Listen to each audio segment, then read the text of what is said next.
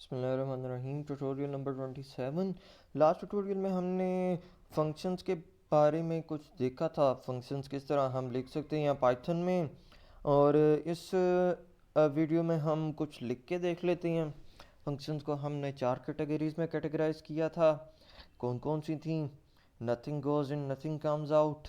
Something goes in, nothing comes out. Something goes in, something come out.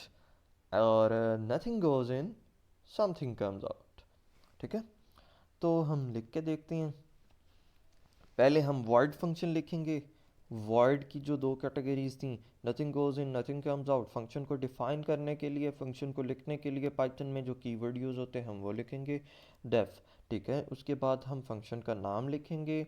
हम function का नाम कुछ भी लिख देते हैं। मैसेज, ये कोई भी आर्गूमेंट नहीं दे रहा। ये पहली पहली टाइप हम देख रहे हैं, nothing goes in, nothing comes out. और ये क्या कर रहा है? ये प्रिंट कर देता है कुछ भी हम लिख देते हैं। हेलो वर्ल्ड ही लिख देते हैं। ठीक है, ओके। ये हमने एक फंक्शन लिख लिया। अब हम दूसरा फंक्शन लिखते हैं वॉइड कैटेगरी का। वो क्या है? Something goes in, nothing comes out. ठीक है, ये हम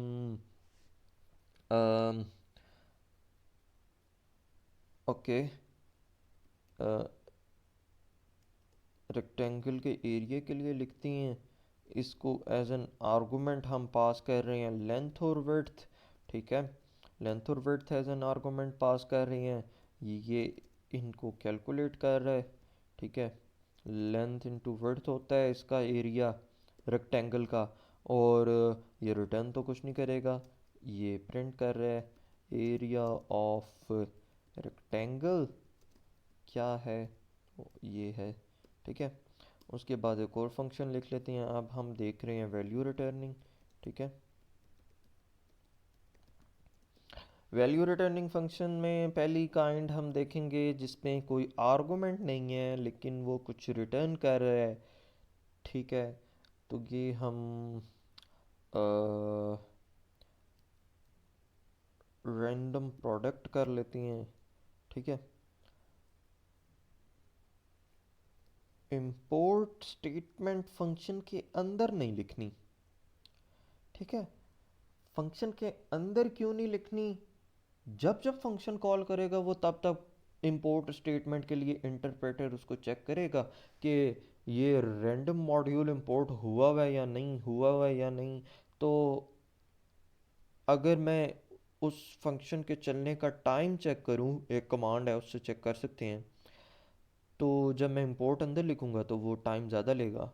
और अगर मैं बार बार उसे कॉल करूंगा, अगर इंपोर्ट मैंने एक दफ़ा बाहर लिख दी है तो उससे मसला नहीं होगा, टाइम कम लेगा। ठीक है, import random as r।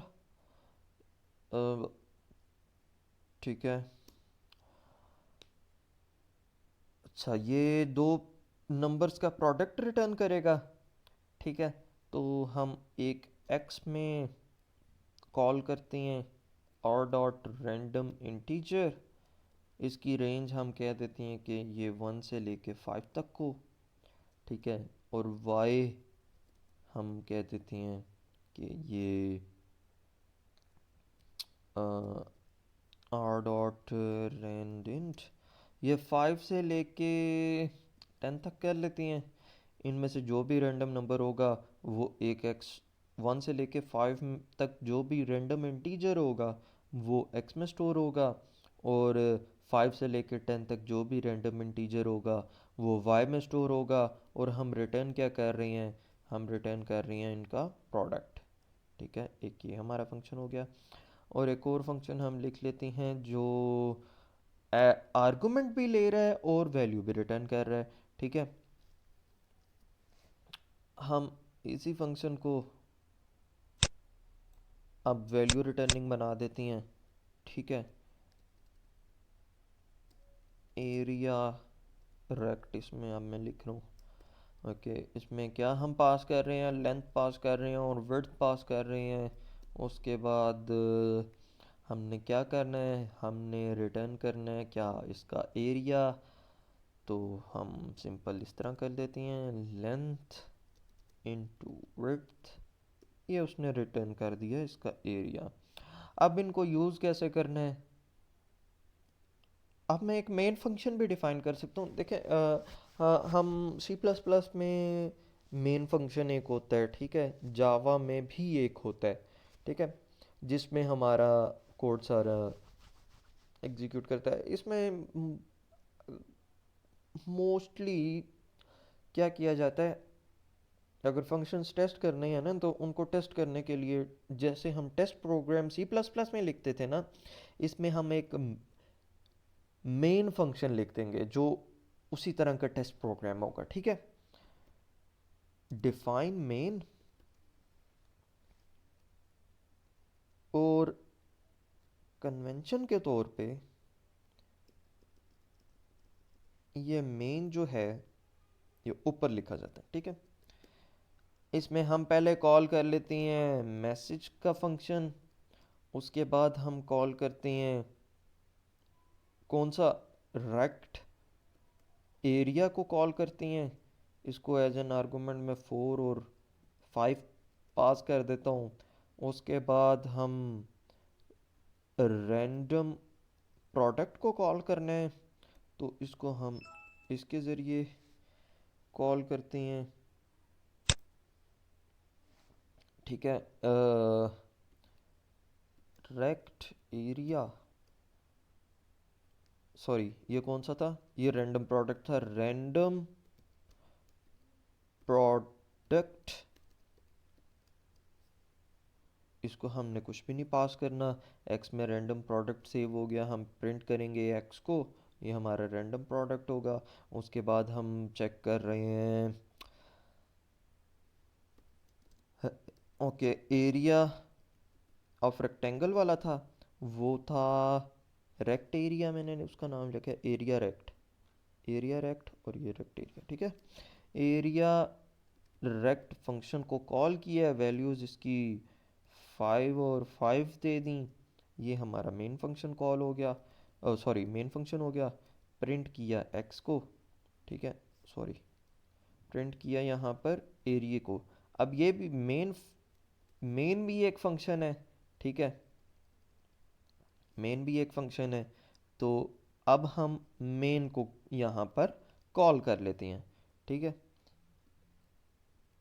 Calling main. File को सेव करते हैं,